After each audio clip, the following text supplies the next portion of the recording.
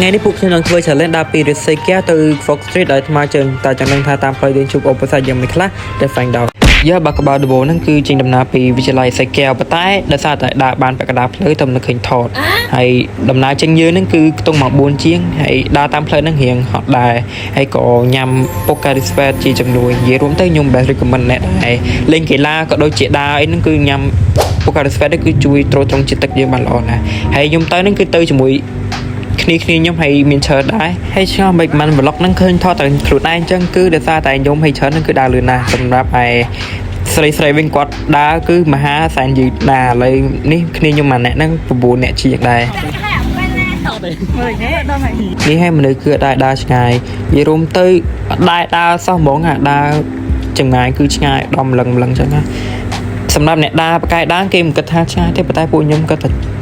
ឆ្ងាយដែរហ្នឹងព្រោះ5គីឡូជីបើយើងចេញពីសិកែមម្ដងមុខBox Street អញ្ចឹង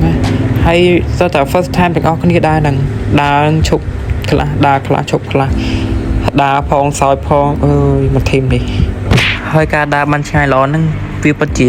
រួមចំណែកក្នុងការជួយទ្រទ្រង់សុខភាពយើងផងដែរដូចជាធ្វើឲ្យផ្លូវចិត្តល្អបន្ថយភាព stress ធ្វើឲ្យអារម្មណ៍ល្អការគិតគឺវិជ្ជមានហើយក៏គេងលក់សួរផងដែរ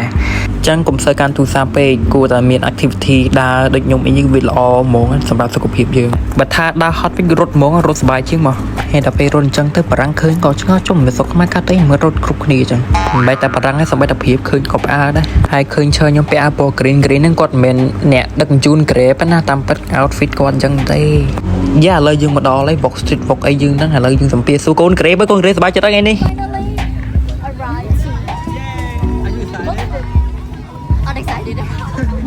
្នឹងហើយសម្បីកូន Grab ក៏ចេះហត់ដែរហើយឥឡូវមិនណាជាប់គេថតអីអត់យកខ្លួនឯងនេះហើយហ្នឹងហើយតាមផ្លូវគេលក់មហូបលៀនមុខដឹងញ៉ាំមួយណាទុកមួយណាសរបស់ឆ្ងាញ់អញ្ចឹងឥឡូវមកសាកមហូបទីលើកទី2ម្ដងលើកទី2នេះរៀងត្រង់ទីរៀងបែបឥណ្ឌា 100% ដែរហ្នឹងណាអ្នកលក់គឺអត់ពាក់សមតែមើលទឹកស្លក៏ដឹងដែរទឹកស្លហ្នឹងគឺរៀងជូរអែមអត់សូវចូលចិត្តទេខ្ញុំហើយប៉ុន្តែហ្នឹងហើយឥឡូវជាប់ screen គេអ្នកនៅ Vox ឃើញខ្ញុំអត់នេះហ្នឹងហើយជួញវិញគេដាក់ស្តង់មានហ្គេមមានអីលេងឥឡូវសួរសមាជិកមើលស្បាយអត់ថ្ងៃនេះបាយហើយក៏បានជួបបងប៊ុនលេងដែរនៅក្រៅគាត់ពិតជារស់រាយហ្មងណាហើយមកវិញហ្នឹងគឺមហូបគឺយូរពេញខ្លួនហ្មងបបួលគ្នាមក walking ដើម្បី healthy ឥឡូវមកវិញមានណាកូកាមានមីអីអត់យកសោះនេះ